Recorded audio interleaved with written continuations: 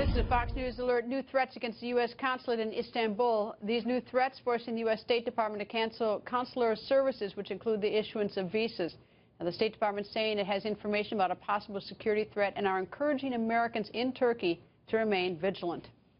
And back here at home, President Obama's plan to take out ISIS under intense criticism.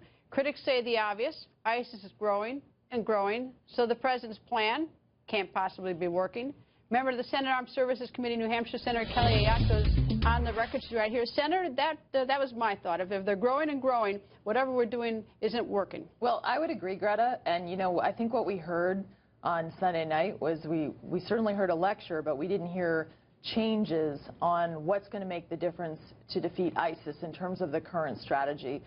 Nothing new, stay the course. And so I think we need to be much stronger if we want to make sure that we reduce their safe haven in Iraq and Syria. And frankly, we've had some stepping up of the air campaign, but it needs to be much stronger. We've got a situation where, frankly, I've been surprised that the president actually hasn't even called together NATO to say, okay, post-Paris attacks, and obviously... Well, I don't know why France didn't invoke Article 5, right. And I don't know why Turkey didn't invoke Article 5 as well. I mean, I don't know why anybody has, or why we haven't. And we have an ability, even short of invoking Article 5, to actually, under Article 4, call a NATO meeting of how we're going to work together to defeat ISIS and bring this coalition. I'd step it up to 5, but that's just me. All right, yeah. What are the generals saying, and what is the military saying? Well, I think the military, we're going to hear tomorrow from Secretary Carter on this issue, but what I think is that we need to obviously have rules of engagement, especially on the air campaign. That's starting to change, that really make sure that we're focusing on the right targets. We saw that when they took out the 116 oil trucks, but obviously that was way too late. We need to do more of that. We also need, I believe, Greta, a lot of these sorties are coming back where they don't drop the bombs, and the way you avoid that is more forward air controllers. JTAC's actually embedded with the Kurds, embedded with Iraqi forces, so that we can call in accurate airstrikes to go after the best targets. And then more support for the Kurds, more bringing together our allies to really take ISIS out. Well, the Pentagon, one of the others, of course, I'm sure you know, is all the talk today about Donald Trump, and even the Pentagon had something to say to him about national security. Let's listen. We have troops serving that follow the Muslim faith.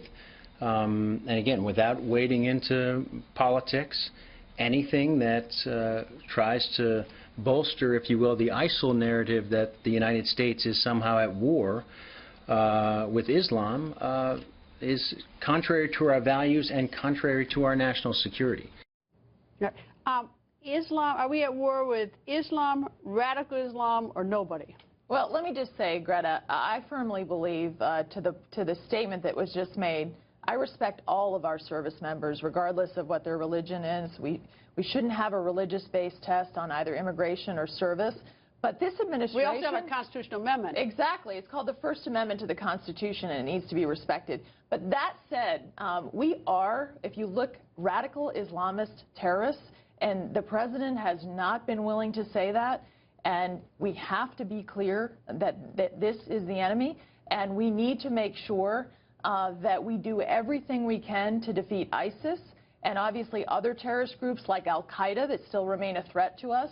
And to me, the president has not been clear, and certainly that wasn't clear on Sunday night either. I think it's fair to say radical Islam, and I'm going to make a comment at the end of the show about it, I think is actually very destructive to trying to beat ISIS, and I'll explain at the end of the show, so you have to stay tuned. I'll stay tuned, Greta. Appreciate it. Anyway, Senator, nice to see you. Thank you. Thank you.